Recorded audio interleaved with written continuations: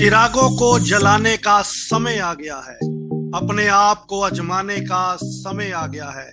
यूं तो हमें मालूम होता है अपने हुनर के बारे में, पर अब दुनिया को हुनर दिखाने का समय आ गया है। जी हाँ दोस्तों, बहुत बहुत स्वागत है आपका। आप सुन रहे हैं रेडियो उड़ान पर आरजे हंट 2022 और ये दूसरा एपिसोड है। ऑडिशन के बाद ये हमारा फर्स्ट राउंड है जिसमें हम आपको सुनवा रहे हैं पार्टिसिपेंट्स को।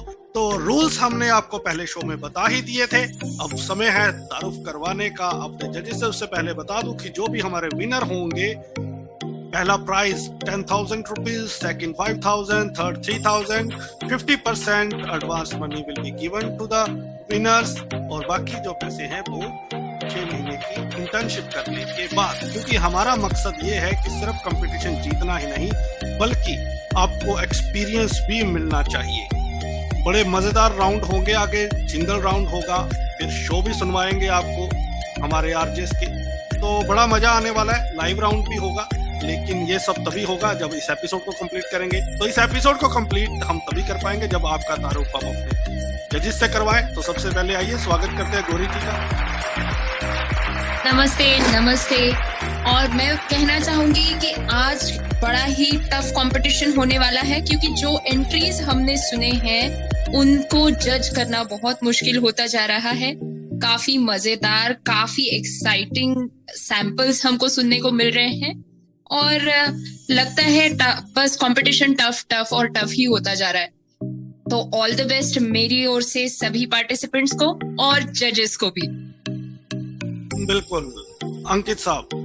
बिल्कुल, गुड इवनिंग, हेलो, हाय, नमस्कार। मैं हूं अनोखा अंकित और जी हाँ, कंपटीशन टफ होगा क्योंकि एंट्रीज बहुत अच्छी हैं और ऑल द बेस्ट जजेस को भी और पार्टिसिपेंट्स को भी। तो देखते हैं क्या होता है आज के शो में। तो टोन पकड़ी ना आपने, मुझे लगा कि आप जजमेंट के साथ साथ लाइव शो करने लगे यहाँ। सोनी साहब बहुत बहुत स्वागत। Thank you Danish and thank you radio उड़ान अगेन।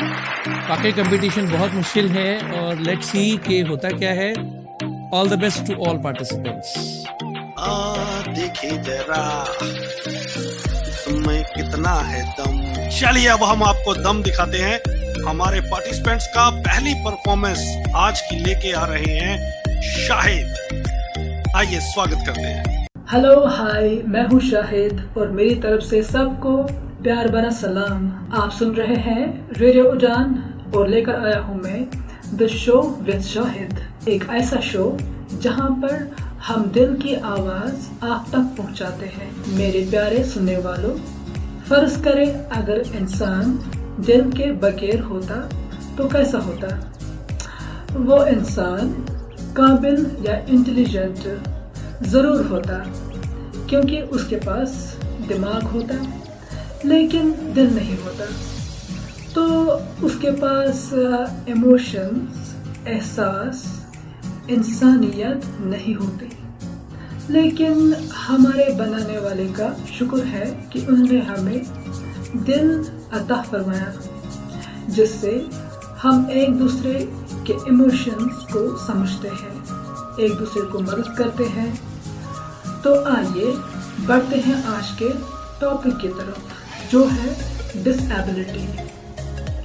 अगर देखा जाए तो दुनिया में कोई भी इंसान कंप्लीटली एबल्ड नहीं है। किसी को फिजिकल डिसेबिलिटी है, किसी को मेंटल डिसेबिलिटी है या किसी को किसी और हिसाब से। लेकिन सभी डिसेबिलिटीज को हम डिसेबिलिटी नहीं समझते हैं, जिसकी वजह से बहुत सारे इंसान अपनी एबिलिटीज, क्रिएटिविटी, आर्ट को खो देते हैं। जैसे कि अगर कोई इंसान पढ़ने में ज़्यादा अच्छा नहीं है तो उस इंसान को हम सिर्फ उसी कमी से जज करते हैं। अब देखो वो इसको कुछ आता ही नहीं, डफर कहीं का। लेकिन वही इंसान किसी और चीज़ में या काम में या किसी फील्ड में ऐसा होता है जो हम सोच भी नहीं सकते, लेकिन सिर्फ एक कमी की वजह से हम उसको जज करते हैं। दोस्तों, हम बहुत सारी बातें करेंगे इस शो में, इस प्रोग्राम में, लेकिन ये ब्रेक के बाद आप सुनते रहिए रेडियो उड़ान, अ फ्लाइट ऑफ लाइफ।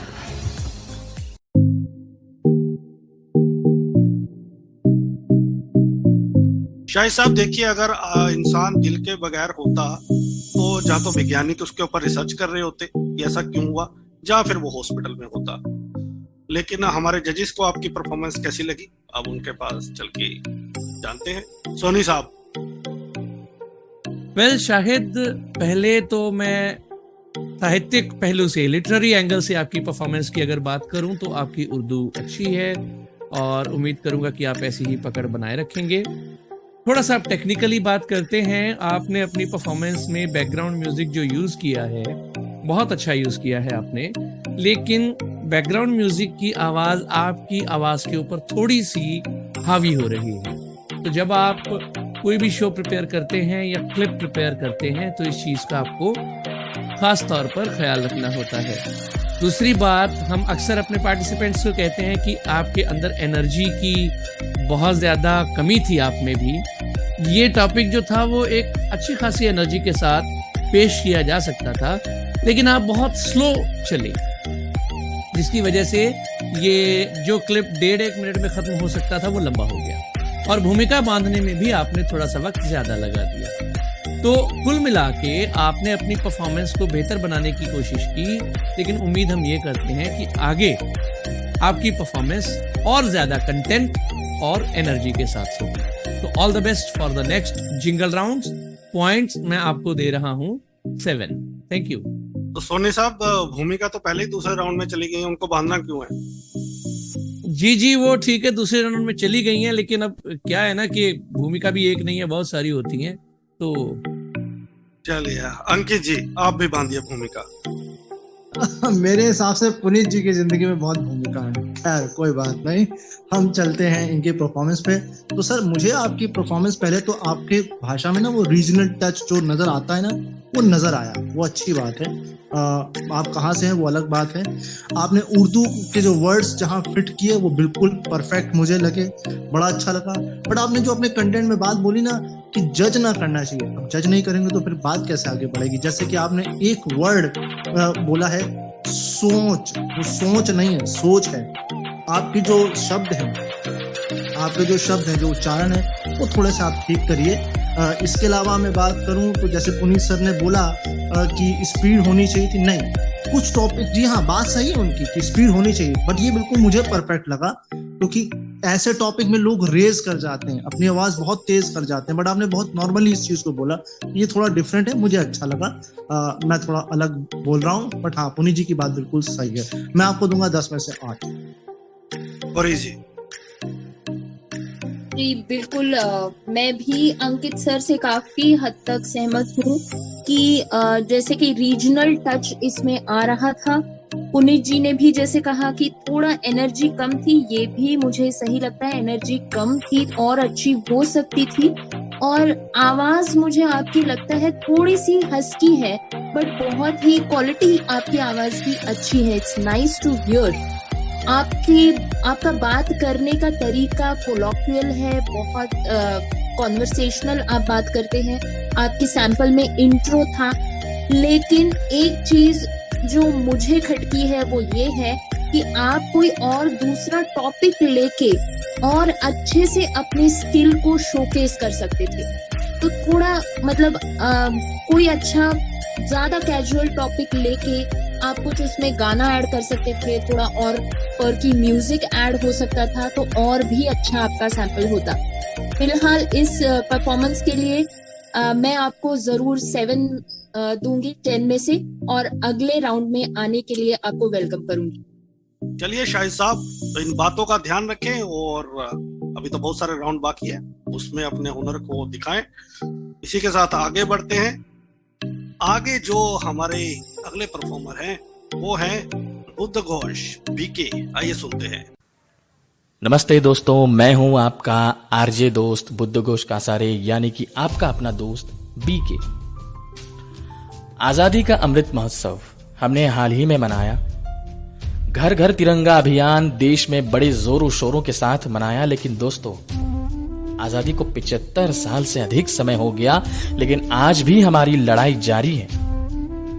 जी हाँ दोस्तों, 75 साल से अधिक समय हो गया, लेकिन आज भी हम लोग लड़ रहे हैं। कोई लड़ रहा है सिर्फ नाम के लिए, तो कोई लड़ रहा है झूठी शान के लिए, कोई लड़ रहा है बेकार की मोहब्बत के लिए, तो कोई लड़ रहा है फर्जी शोहरत के लिए, कोई लड़ रहा है धन के लिए, तो कोई लड़ रहा है 7वें वेतन के लिए। लेकिन 24 घंटे मेरे जवान लड़ रहे हैं वेतन के लिए नहीं, वतन के लिए, वेतन के लिए नहीं, वतन के लिए। 24 घंटे सिर्फ वतन के बारे में सोचने वाले उन जाबाज सिपाहियों को याद करने का आजादी के अमृत महोत्सव के पावन पर्व पर हम सभी संकल्प उठाते हैं और इनकी आन बान और शान में अर्ज करना चाहते हैं कि न गुल लिखूंगा, न गुलशन लिखूंगा, न गुलिस्तां लिखूंगा, न गुल लिखूंगा, न गुलशन लिखूंगा, न गुलिस्तां लिखूंगा, लिखूंगा तो अपने खून से अपने दिल पे बस हिंदुस्तान लिखूंगा, लिखूंगा तो अपने खून से अपने दिल पे बस हिंदुस्तान लिखूंगा। वंदे मातरम, जय हिंद।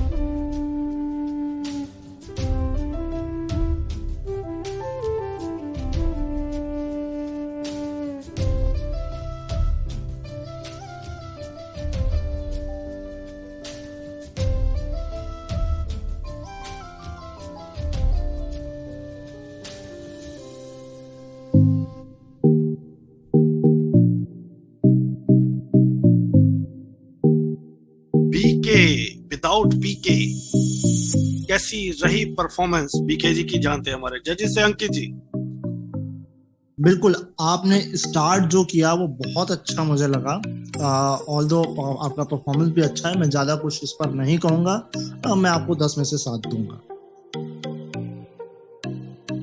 पुनीत जी। बुद्ध जी, पहले फिर वही लिटरेरी एंगल थोड़ा सा देखिए। आपका शेर बहुत प्यारा था जो आपने लास्ट में दिया ना, न गुल लिखूंगा, न गुलशन लिखूंगा, न गुलिस्तान लिखूंगा। लेकिन वो जहां मुझे खटका वो था गुलशन और गुलिस्तान। तो गुलशन होता है और गुलिस्तान होता है, या हो सकता है ये पहले मुझे लगा था कि ये शायद मिस्टेकनली है, लेकिन जब आपने दोबारा भी रिपीट किया तो वही हुआ। तो इसलिए मुझे लगा कि मुझे कहना चाहिए तो गुल, गुलशन, गुलिस्तान, ठीक है। बाकी शेर आपका बहुत अच्छा था। अब दूसरा, पिछली बार मैंने दिव्येंदु जी को, मैंने भी और गौरी जी ने भी एक बात कही थी कि आपकी आवाज के लिए इफेक्ट्स की जरूरत नहीं है, एंड सेम विद यू। आपकी आवाज भी बहुत पावरफुल है, अच्छी है। बिना इफेक्ट्स के भी आप अपनी बहुत अच्छी प्रेजेंटेशन रख सकते हैं, एक बात। दूसरी बात है कि आपने जो टॉपिक चूज किया है आजादी का अमृत महोत्सव का, घर घर तिरंगा अभियान, बर्निंग क्वेश्चन है जो मोदी जी ने एक लहर चलाई थी, और आपने हमारे सिपाहियों को, सोल्जर्स को सल्यूट किया लास्ट में। जब आप आउट्रो दे रहे थे तो अपने लिसनर्स को आप किसी अगर सॉन्ग के साथ छोड़ जाते, किसी पेट्रियोटिक सॉन्ग के साथ छोड़ जाते तो वो और अच्छा होता, थोड़ा और भी ज्यादा इफेक्टिव होता वो। बिना इफेक्ट के और पेट्रियोटिक सॉन्ग के साथ छोड़ना, ये 2 चीजें थोड़ी सी जो मुझे लगी। बाकी आपकी प्रेजेंटेशन बहुत कमाल की थी। मैं आपको दे रहा हूँ 8 आउट ऑफ 10। गौरी जी।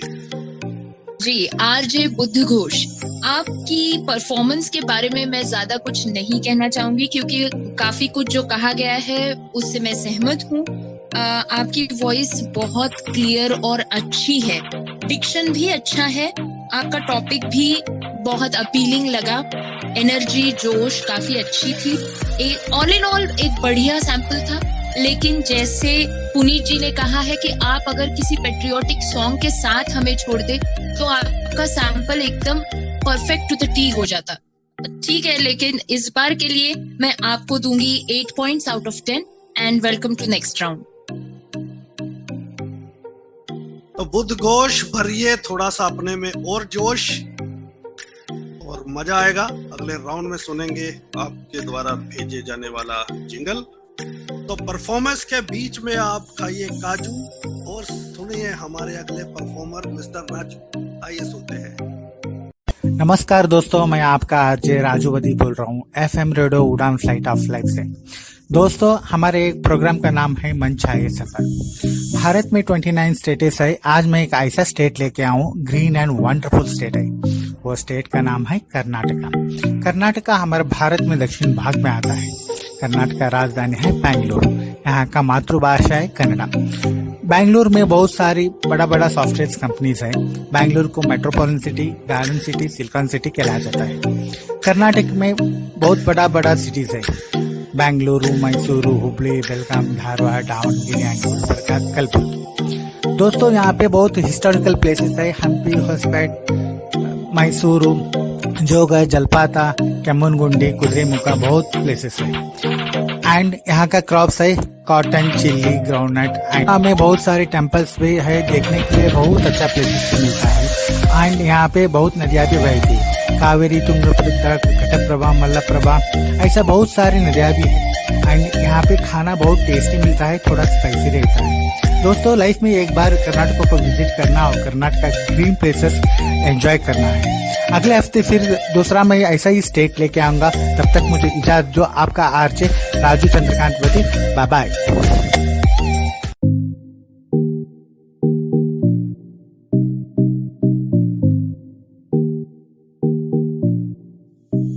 तो गौरी जी क्या कहेंगी राजू जी की परफॉर्मेंस के बारे में? जी, मुझे ये सैंपल सुन के बहुत अच्छा लगा क्योंकि ये ट्रैवल के बारे में था और टॉपिक मुझे बहुत अच्छा लगा।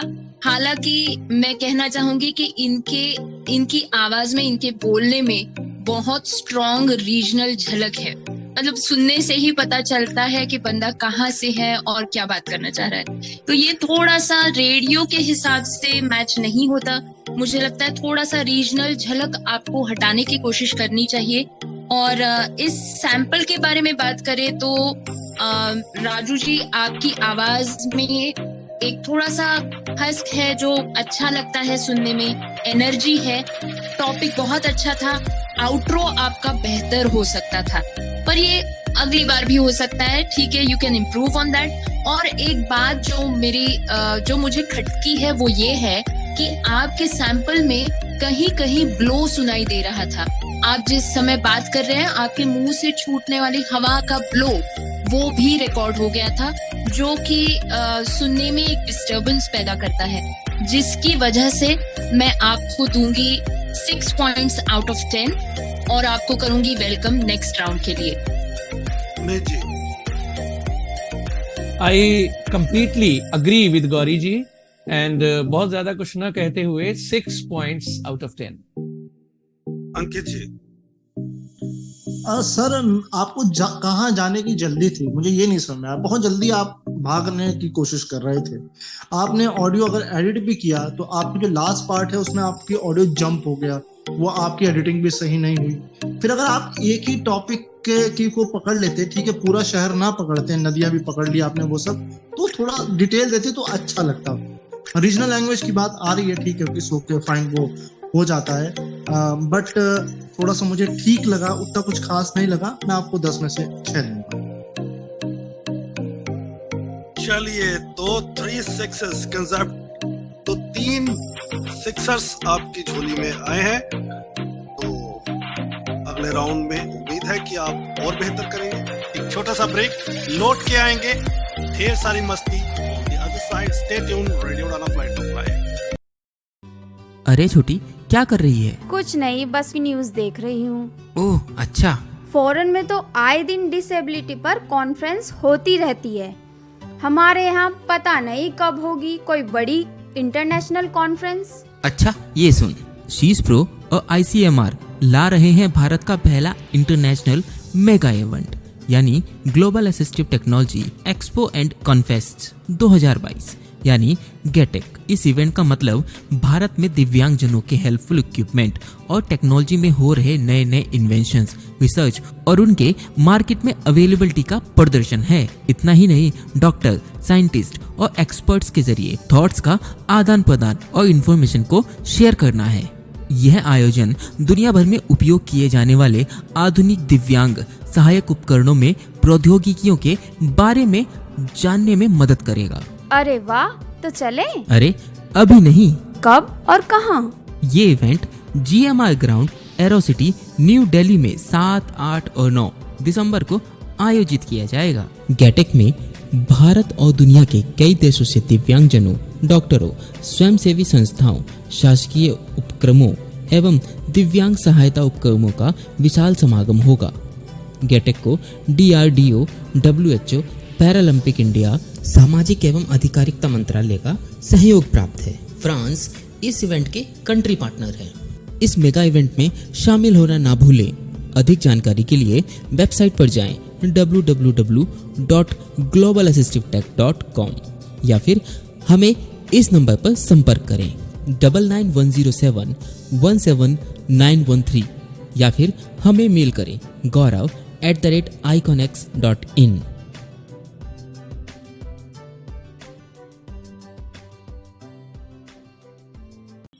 Welcome back. आप सुन रहे हैं रेडियो उड़ान पर आरजे हंट 2022। उम्मीद है कि आपको बहुत मजा आ रहा होगा और मुझे तो बहुत ही मजा आ रहा है। अगले जो हमारे परफॉर्मर हैं वो हैं रविराज। अब देखते हैं क्या रविराज है साथ साथ कविराज। आइए सुनते हैं। हेलो दोस्तों, नमस्कार। मैं हूं आरजे रविराज और रेडियो अड्डा में आपका फिर से एक बार स्वागत है। और मैं पहुंच चुका हूं मेरे स्टूडियो। घड़ी में बज चुके हैं सुबह के 11। रोजाना की तरह मैं लेकर आया हूं आप लोगों के लिए 80s और 90s के गाने, जिसको सुनने के लिए आप बेसब्री से मेरा इंतजार करते हो। और बाहर जोरदार बारिश का माहौल चल रहा है, तो पूरे 2 घंटे मैं आप लोगों के लिए आज बारिश वाले गाने प्ले करूंगा। तो सुनते रहिएगा मेरे साथ 3 गाने बैक टू बैक आप लोगों के लिए। जी हाँ दोस्तों, आप सुन रहे हैं रेडियो अड्डा 96.3 FM मेरे यानी आरजे रविराज के साथ। तो अभी अभी एक फरमाइश आई है बलविंदर सिंह जी की। शेरे पंजाब अंधेरी में रहते हैं। इनकी फरमाइश यह है कि मिक्का सिंह जी का गाना आप मेरे लिए प्ले कर दीजिए, मिक्का सिंह जी की ही आवाज में, सावन में लग गई आग। वाह, क्या गाना पसंद किया है आपने। लगता है मिक्का पाजी के फैन है। तो चलिए अगला गाना आपके लिए पेश किया जा रहा है, सावन में लग गई आग। तब तक के लिए स्टे ट्यून ऑन रेडियो अड्डा। जी हाँ दोस्तों, घड़ी में बज चुके हैं दोपहर के 1 और मेरे जाने का वक्त आ चुका है और मुझे दीजिए इजाजत। कल फिर लौटूंगा सुबह 11 बजे आप लोगों के लिए और एक नई थीम के साथ। और अगला शो शुरू करने के लिए पहुंच चुके हैं मेरे आरजे मित्र शशांक। तो बने रहिएगा इनके साथ और अपना ख्याल रखिए, सुरक्षित रहिए। Good bye, Tata.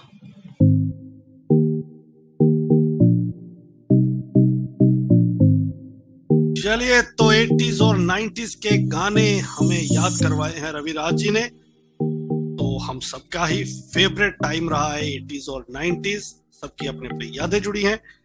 अंकित जी क्या कहेंगे? सर, आपके राज में और शब्द का बड़ा बोलबाला है। आपने पूरे ऑडियो में 7 बार और बोल दिया। पहले लिंक में 3 बार और दूसरे लिंक में भी 3 बार। तो ये थोड़ा और जरा छोड़ के आइए। एक शब्द की प्रधानता मत करिए, थोड़ा डिफरेंट करिए। दूसरी, मुझे अब ये आपने गलती करी है कि आपके लिसनर्स ने गलती करी है, ये मैं जानना चाहता हूँ। क्योंकि मीका सिंह की आवाज में ही मीका सिंह का गाना सुनना चाहते हैं। तो एक बात बताइए, मीका सिंह म्यूजिक कंपोजर तो फैन है। अगर आप ये बात हिमेश रेशमिया के साथ बोलते तो समझ में आती मेरी बात। तो अभी आपने गलती करी है या आपके लिसनर्स ने गलती करी है, इसमें मैं बेनिफिट ऑफ डाउट देता हूँ। मैं आपको 10 में से 6 दे रहा हूँ। गौरी जी। आरजे रविराज, आपने वेदर और सॉन्ग्स की फरमाइश वाला सैंपल हमें सुनाया, जो काफी रेडियो वाला ही टॉपिक है, एकदम रेडियो शो जैसा ही लग रहा था। आपकी आवाज अच्छी है, आपकी डिक्शन भी अच्छी है और बेहतर हो सकती है। आपका टॉपिक मुझे बहुत अच्छा लगा, लेकिन आप इसमें थोड़ा बैकग्राउंड म्यूजिक ऐड करते तो और मजा आती। आपकी आवाज भी सुनने में अच्छी लगती है। म्यूजिक भी आपने अच्छा प्ले किया है। So I would give you 7 out of 10. Well, Raviraj, I agree with Gauri ji कि आपका टॉपिक अच्छा टॉपिक है। रेडियो शो आपने पूरा पेश किया, लेकिन इसमें कुछ एक चीजें थी, वो ये कि आपने ये जो शो हमें दिया, सैंपल दिया 2-3 मिनट का, आपने ब्रेक के बाद पूरा कर दिया जी, फरमाइशें पूरी हो गई, ठीक है, लेकिन आपने एक भी सॉन्ग नहीं प्ले किया। वो अगर आप कर देते 1 या 2 जगह पे तो अच्छा रहता। जैसे आपने मीका सिंह के गाने की ही बात की थी, चलें, जो अंकित जी ने पॉइंट रेज किया है वो बिल्कुल सही है। लेकिन आपने जब मीका सिंह जी के गाने की बात की ही थी तो आप उसकी एक छोटी सी झलकी, एक छोटा सा क्लिप प्ले कर देते तो अच्छा रहता। ठीक है, बैकग्राउंड म्यूजिक आप ऐड करते तो अच्छा था। क्वालिटी थोड़ी सी लो थी और पॉइंट्स मैं आपको दे रहा हूं 6.5। रविराज जी, चलिए अगले राउंड में हम आपको सुनेंगे। और जजेस, ये भी तो हो सकता है, एक शेर है ना कि शाम हमने चिरागों से सजा रखी है, शर्त लोगों ने हवाओं से लगा रखी है, शायद कोई हमसे भी ज्यादा प्यासा ना आ जाए, ये सोच के थोड़ी बचा रखी है। तो ये भी तो हो सकता है ना कि अभी जो अपने पत्ते हैं हमारे पार्टिसिपेंट्स अगले राउंड्स में खोले बाकी पार्टिसिपेंट्स को सुन के। तो अगली परफॉर्मर है हमारी मिसबा जी, आइए सुनते हैं।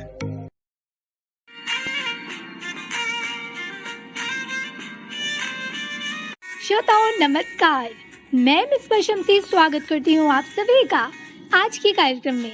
श्रोताओं कैसे हैं आप सब? उम्मीद करते हैं आप सब बहुत अच्छे होंगे। श्रोताओं, ये तो आप सभी जानते हैं कि मौसम बदल रहा है, कभी सर्दी कभी बरसात तो अभी गर्मी। तो इन गर्मी के मौसम में कैसे आप अपना ध्यान रखते हैं? छाता साथ लेकर जाते हैं? नहीं लेकर जाते तो लेकर अवश्य जाएं, क्योंकि कब बारिश हो जाए कुछ नहीं कहा जा सकता। और गर्मी में तो धूप से भी छाता नहीं बचाता है। पानी की बोतल भी अवश्य साथ रखें, क्योंकि हम बाहर से अगर पानी लेकर पीते हैं तो उस पर मच्छर बैठे होते हैं, मक्खी बैठे होते हैं। हम उसको लेकर पी तो लेते हैं, लेकिन हमारे स्वास्थ्य पर बुरा असर पड़ता है।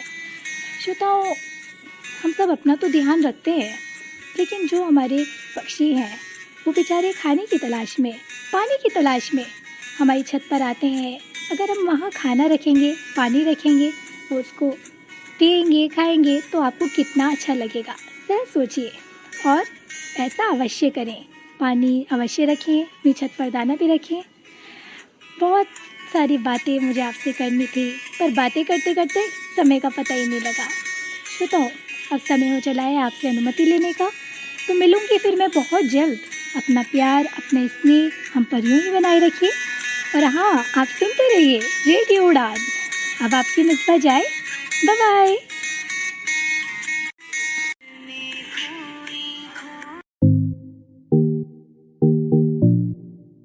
मौसम बदल रहा है, मेरा देश बदल रहा है। चलिए, ऐसे ही तुकबंदी कर दी मैंने बिना सिर पैर की, इस पे ज्यादा ध्यान ना दे।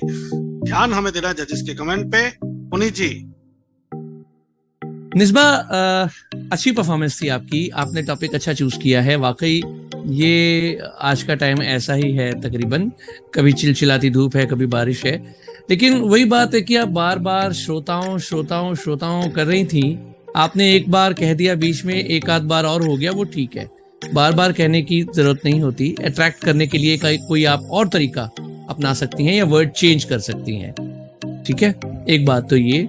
बाकी चलें, रिकॉर्डिंग क्वालिटी का मैं बहुत ज़्यादा नहीं कहता हूँ, क्योंकि बहुत बार आपने अपनी ओर से कोशिश की थी, वो दिख रहा है।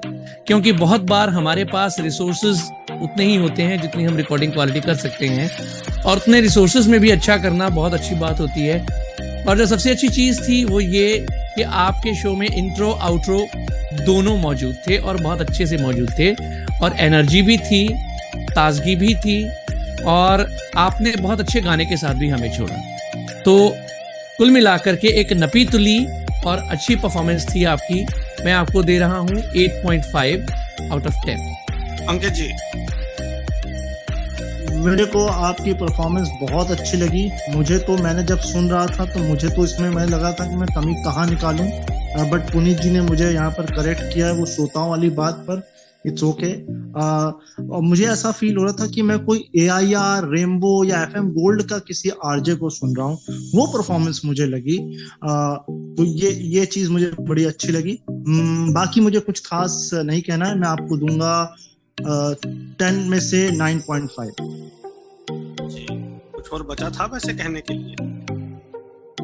चलिए गौरी जी। बहुत बहुत अच्छी परफॉर्मेंस RJ मिसबा। आपको सुन के बहुत अच्छा लगा, बहुत इम्प्रेसिव आपका इंट्रो और आउट्रो रहा। हालांकि पुनीत जी वाली बात सही है, श्रोताओं ये सुन के थोड़ा सा एक चीज खटकता है कि आप फिर यहाँ पे फ्रेंड्स या दोस्तों कुछ भी बोल सकते हैं, एनर्जी मुझे आपकी बहुत अच्छी लगी, आवाज स्वीट लगी, टॉपिक भी आपने बहुत लाइट और कॉन्वर्सेशनल चूज किया, इसके लिए मैं आपको दूंगी 9 out of 10। Welcome to the next round. Wow, बहुत बहुत मुबारकबाद आपको मिसबा जी इस परफॉर्मेंस के लिए। उम्मीद है आने वाली परफॉर्मेंसेस भी आपकी धमाकेदार होंगी। तो अब तो मुझे कुछ कहना है, अगली परफॉर्मर हमारी सहना है। चलिए आइए सुनते हैं सहना को। वसुदेव सुतं देवं कंस चारूणमर्दनम देवकी परमानंदम कृष्णम वंदे जगद्गुरुम। Hello everybody, I am your little RJ Sahana और आप सुन रहे हैं radio Udaan. Welcome to my show which is सहना's वॉइस। आज मैं आपसे एक कृष्ण भगवान की भागवत कथा शेयर करना चाहती हूँ जो मेरे स्कूल फ्रेंड्स को भी बहुत पसंद है। एक दिन एक बूढ़ी अम्मा कड़ी धूप में फल बेचने निकल पड़ती है। पूरा दिन उसका व्यापार भी नहीं हुआ होता है। आखिर में वो कृष्ण भगवान के महल के सामने आती है।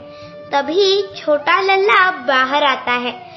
अम्मा, ये फल मुझे चाहिए, दे दो ना। अम्मा बोलती है, कान्हा, यशोदा मैया घर पे है? कान्हा कहता है, मैया तो घर पर नहीं है। कान्हा, इस फल के क्या दाम दोगे? तो कान्हा अंदर से 4 दाने अनाज लेकर आता है। अम्मा सोच में पड़ जाती है, आज तो व्यापार भी नहीं हुआ, ऊपर से अनाज भी नहीं मिला। पर ये छोटा लल्ला तो भगवान का रूप है। ऐसा बोल के वो सारे फल कान्हा को दे देती है और वो 4 दाने अपनी टोकरी में रख लेती है। घर जाते वक्त उसे वो टोकरी बहुत भारी सी लगने लगती है। घर जाकर वो क्या देखती है कि उसकी टोकरी हीरे जवाहरात से भरी होती है।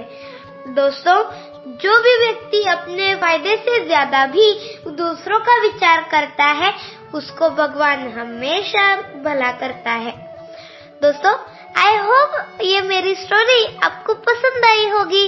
सो तब तक के लिए बाय बाय, सी या।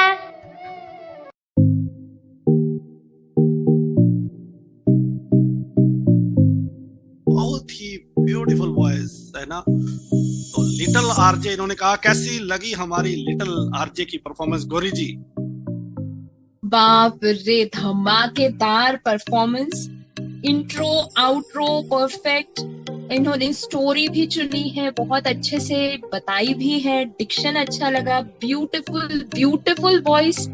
और वो मैं एक बात कहना चाहूंगी कि इनकी मतलब सुन के लग ही रहा था कि इनकी एज थोड़ी कम है, लेकिन इनके प्रेजेंटेशन से बिल्कुल ऐसा नहीं लग रहा था कि कोई नॉन सो प्रोफेशनल बात हम सुन रहे हैं। एकदम प्रोफेशनल और रेडियो स्टाइल का ही लग रहा था। मुझे बड़ा अच्छा लगा ये परफॉर्मेंस, काफी मतलब टैलेंट झलक के आ रहा है।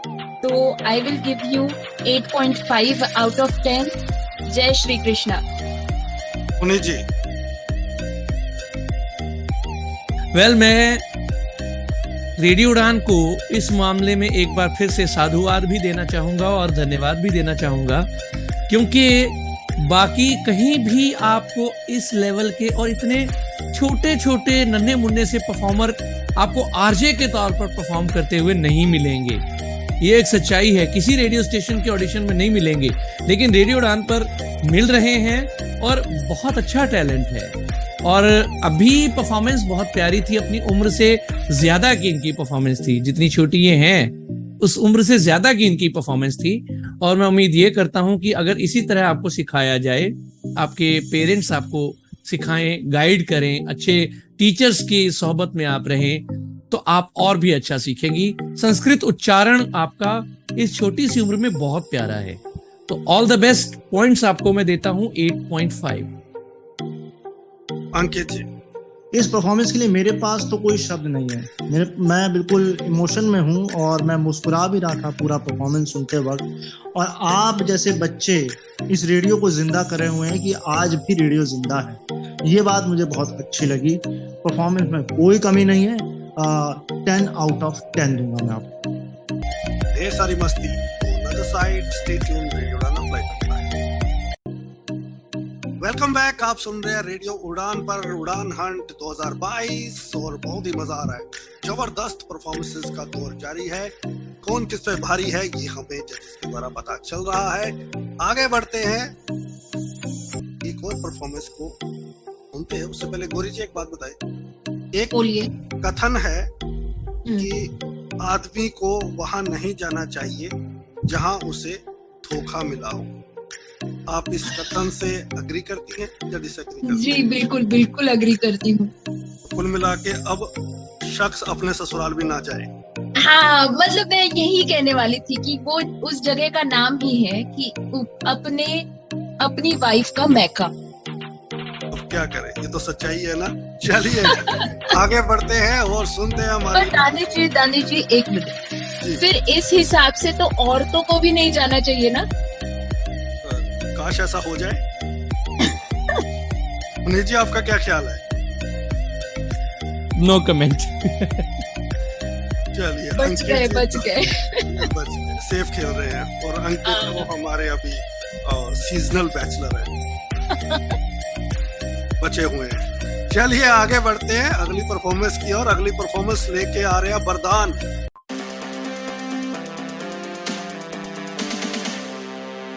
नमस्कार दर्शकों, मैं आरजे वरदान अष्टिकर रेडियो उड़ान की तरफ से आप सबका स्वागत करता हूँ। तो हाल ही में अभी विराट कोहली ने अपनी 71वीं अंतर्राष्ट्रीय शतक जड़ा है। तो आज के इस पॉडकास्ट के अंदर हम उसी के बारे में बात करेंगे। तो शायद से ये पॉडकास्ट एक छोटी सी पॉडकास्ट हो सकती है, पर कोई बात नहीं, छोटी पर काफी धमाकेदार पॉडकास्ट होगी। अगर आपको क्रिकेट के अंदर थोड़ी सी भी रुचि है तो इस पॉडकास्ट के अंदर एंड तक जरूर बने रहे। तो चलो शुरू करते हैं हमारा वार्तालाप। सारे क्रिकेट और विराट कोहली के चाह तो अभी आप सबकी खुशी तो सातवें आसमान पे होगी। आखिरकार हमने पूरे 1020 दिन का इंतजार जो किया था। पर ये बात तो सही है ना, इंतजार का फल हमेशा मीठा ही होता है। और मैं आपको बता दूं कि ये जो शतक था ये विराट कोहली का पहला अंतर्राष्ट्रीय T20 शतक भी था। और ये शतक काफी मायने रखता है सारे इंडियन क्रिकेट फैंस और इंडियन क्रिकेट टीम के लिए, क्योंकि अभी आने वाला है वर्ल्ड कप हाल ही कुछ दिनों बाद ऑस्ट्रेलिया के अंदर। इसके लिए विराट कोहली का फॉर्म में होना बहुत जरूरी है। और हाँ, जैसा कि हम लोग देख सकते हैं विराट कोहली फॉर्म के अंदर वापस आ चुके हैं। सो ये काफी अच्छे लक्षण है पूरे इंडियन क्रिकेट टीम के लिए। पूरे रेडियो उड़ान की तरफ से इंडियन क्रिकेट टीम को काफी सारी शुभकामनाएं वर्ल्ड कप के लिए। आज के पॉडकास्ट के अंदर यही था। मैं मिलूंगा आपसे अगली पॉडकास्ट के अंदर, तब तक के लिए जय हिंद, वंदे मातरम।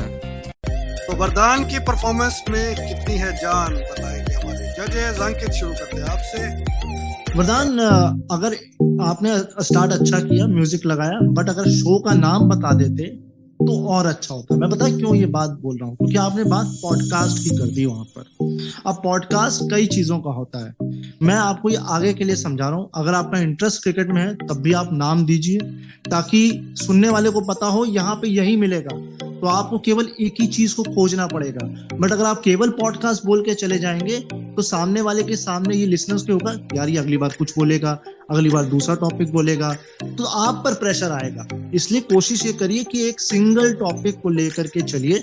एक दूसरी चीज, आप खींचने की कोशिश कर रहे थे, अगर लास्ट में आपने वो खींचा है, उसको ना खींचते एंड कर देते, ठीक था, बहुत बढ़िया था, स्वीट सिंपल छोटा पॉडकास्ट था। ऐसी बात नहीं कि 5 मिनट से कम के पॉडकास्ट नहीं होते हैं। परफॉर्मेंस आपका अच्छा है, क्रिकेट में इंटरेस्ट आपका है कि नहीं, ये आगे आकर पता चलेगा। मैं आपको 10 में से 7 दे रहा हूँ।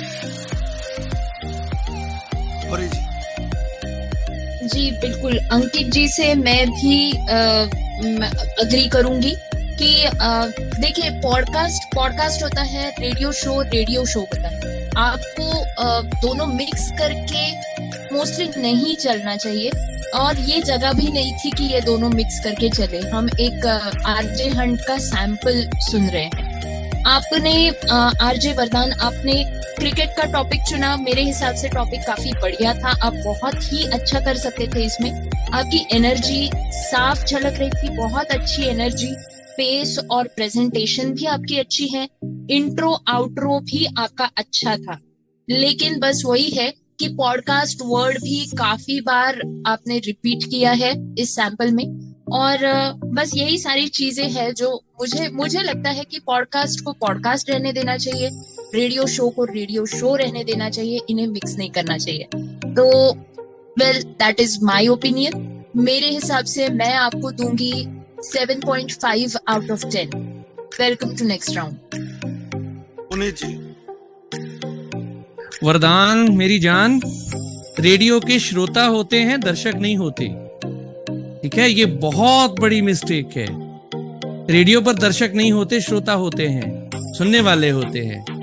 तो यहीं से आपकी परफॉर्मेंस मुझे खटक गई थी, फिर बाकी चीजें तो बाद है। तो मैं आपको दे रहा हूं, बाकी सारी चीजें अंकित जी और गौरी जी कह चुके हैं। मैं सोच रहा था कि मेरी चीज कोई छीन ना ले, तो मैं आपको दे रहा हूं 6.5।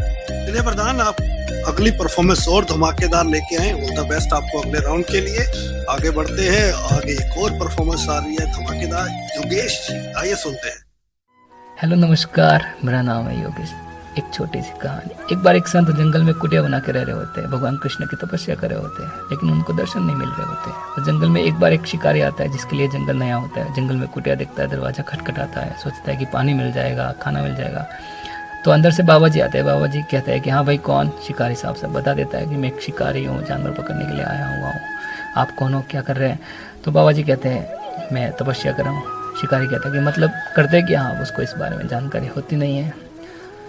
तो बाबा जी कहते हैं कि भाई मैं भी शिकार करने के लिए आया हूँ, शिकारी एक तरीके का, लेकिन कई सालों से मिल नहीं रहा। शिकारी कहता है कि कैसा दिखता है आपका शिकार, मुझे बताइए, कई सालों का अनुभव है। बाबा जी सोच में पड़ जाते हैं कि क्या कहूँ मैं इसको, कैसा दिखता है। वो कहते हैं कि सांवला सलोना है, मोर मुकुट पहनता है, बांसुरी बजाता है। ये बोलते बोलते वो भावुक हो जाते हैं, रो पड़ते हैं। शिकारी भी ये देख कर इमोशनल हो जाता है, रो पड़ता है, कहता है कि बाबा जी आप रोइए मत, मैं प्रतिज्ञा करता हूँ जब तक आपका शिकार मिल नहीं जाता तब तक मैं अन्न का एक दाना ग्रहण नहीं करूँगा। वो जंगल की ओर चल पड़ता है। बाबा जी देख के खुद को कहते हैं क्या बोल दिया मैंने इसको, कहाँ मिलेंगे भगवान। 1 दिन 2 दिन 3 दिन हो जाते हैं। वो भगवान का इंतजार करता है शिकारी कि मोर मुकुट पहने हुए कोई आएगा। भगवान खुश हो जाते हैं, वो आ जाते हैं, खुद जाल में फंस जाते हैं। दौड़ा चला जाता है बाबा जी के पास भगवान को लेके। बाबा जी देखते हैं भगवान को, खुश हो जाते हैं, रो पड़ते हैं। भगवान को कहते हैं भगवान आप इतने सालों से मुझे नहीं, आप इस शिकारी को कैसे मिल गए? भगवान कहते हैं कि तुम्हारे इंतजार और इसके इंतजार में कहीं सारा अंतर था। तुम जब मुझे याद करते थे तुम्हारे मन में कुछ ना कुछ आ जाता था, लेकिन इसके मन में नहीं। यही भक्ति है। छोटी सी कहानी है, लेकिन हमें ये सिखाती है अगर संपूर्ण भाव से भगवान को याद करें तो वो भगवान मिल जाते हैं। अगर रियलिटी में प्रैक्टिकल इस जिंदगी के बारे में बात करें तो यही है। क्या बात है योगेश जी, मजा आ गया आपकी स्टोरी सुन के। पुनीत जी, कैसी लगी कहानी? कहानी अच्छी थी, लेकिन इस टोन में पेश होने वाली ये कहानी नहीं थी। इस टोन में इसकी प्रस्तुति नहीं होनी चाहिए थी। इसकी टोन बहुत सॉफ्ट भी होनी चाहिए थी और बहुत क्लियर होनी चाहिए थी। आपके आधे शब्द तो छिप रहे थे आपके, मैं पेश करना चाहूंगा इस स्टाइल में, आधे शब्द आपके छिप रहे थे, जो कि नहीं होना चाहिए। आपको बनावटी आवाज नहीं बनानी है, आर्टिफिशियलिटी नहीं बनानी है। जो आपकी आवाज है आप वही पेश करें, ठीक है? कहानी अच्छी थी, तो डिक्शन पे भी आपको थोड़ा काम करने की जरूरत है। श पॉइंट्स आपके लिए 6.5। गौरी जी। जी बिल्कुल बिल्कुल, मैं भी पुनीत जी से अग्री करूंगी कि इस टोन में ये स्टोरी सुनना थोड़ा अजीब लग रहा था। हालांकि स्टोरी काफी अच्छी थी। एक रिफाइंड फाइन ट्यून सैंपल से आप ज्यादा दूर नहीं थे, आप काफी अच्छा कर सकते थे, बस थोड़ी ही कसर बाकी थी। आपकी एनर्जी और बेहतर लग सकती थी। आवाज आपकी दब गई है, ऐसा लग रहा था कि कुछ आप जैसे पुनीत जी ने कहा है कि बनावटी आवाज आपकी लग रही थी, तो ये साफ झलक रहा था। तो अगले सैंपल में आप प्लीज ये मत कीजिएगा, be open, be frank, be yourself, और आपकी जैसी नेचुरल आवाज है उसी से सैंपल बनाइएगा, वो भी सुनने में काफी मजेदार होगी। I hope so I will give you 6.5 out of 10। Ankit ji. बिल्कुल, दोनों की बात से मैं सहमत हूँ। मुझे भी लगा था कि थोड़ा सा आप वाइट मॉड्यूलेशन ज्यादा कर रहे हैं। ये YouTube पर अच्छा लगता है, ऑल्दो बहुत अच्छा लगेगा वहाँ पर, बट रेडियो में कितना अच्छा लगेगा ये कहना थोड़ा मुश्किल है। मगर परफॉर्मेंस ठीक है, स्टोरी बहुत अच्छी है। मैं आपको 10 में से 7 दूंगा। तो बहुत बढ़िया योगेश जी, अगले राउंड में और तैयारी के साथ आए। अब हमें बढ़ना है परफॉर्मेंस की ओर, जो है आज हमारी अंतिम परफॉर्मेंस, और जिसे लेके आ रही है जरीन। हेलो, नमस्ते, आदाब। आप सुन रहे हैं रेडियो उड़ान और मैं आज जरीन फिर से हाजिर हो चुकी हूँ आपका मनपसंद शो लेकर, जिसका नाम है सुनहरा सफर। और आज इस सफर में मैं बात करूंगी एक ऐसी शख्सियत की जिनका नाम सुनते ही यकीनन आप सारे काम छोड़ देंगे।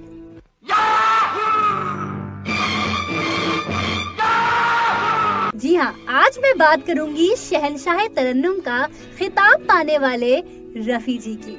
हिंदी सिनेमा को अनगिनत नगमे देने वाले महान गायक मोहम्मद रफी जी के परिवार का संगीत से कोई नाता नहीं था, मगर अपने बड़े भाई की नाई की दुकान से गुजरने वाले फकीर की आवाज की नकल करने वाले 7 साल के नन्हे रफी जी आसपास के इलाके में फेमस हो गए, जिसे देखकर उनके बड़े भाई ने उन्हें उस्ताद अब्दुल वाहिद खान जी के पास संगीत सीखने के लिए भेज दिया। कहते हैं कि जिंदगी हर किसी को एक ऐसा मौका जरूर देती है जिससे उसकी पूरी जिंदगी बदल जाती है, और ऐसा ही बहुत बड़ा रुख लिया रफी जी की जिंदगी ने जब आकाशवाणी लाहौर में परफॉर्म करने आए मशहूर गायक और अभिनेता कुंदन लाल सहगल जी ने बिजली गुल हो जाने की वजह से गाने से मना कर दिया। कहानी में असली ट्विस्ट तो तब आया जब उन्हें सुनने के लिए मोहम्मद रफी जी के साथ पहुंचे उनके बड़े भाई की रिक्वेस्ट पर रफी जी को गाने का मौका दिया गया। फिल्म अनमोल घड़ी के गीत तेरा खिलौना टूटा से रफी जी को पहचान मिली। देश के लिए गर्व करने वाला पल तो तब रहा जब फिल्म सूरज के बहारों फूल बरसाओ गाने को BBC एशिया ने अपने सबसे लोकप्रिय हिंदी गाने के लिए चुना। ओ दुनिया के रखवाले मोहम्मद रफी के इस गाने को लेकर एक किस्सा बहुत चर्चा में रहा। क्या था वो किस्सा जानना चाहेंगे? बताऊंगी, मगर रफी जी के एक खूबसूरत से गीत के बाद। तब तक बने रहिए रेडियो उड़ान पर सुनहरा सफर में आरजे जरीन के साथ।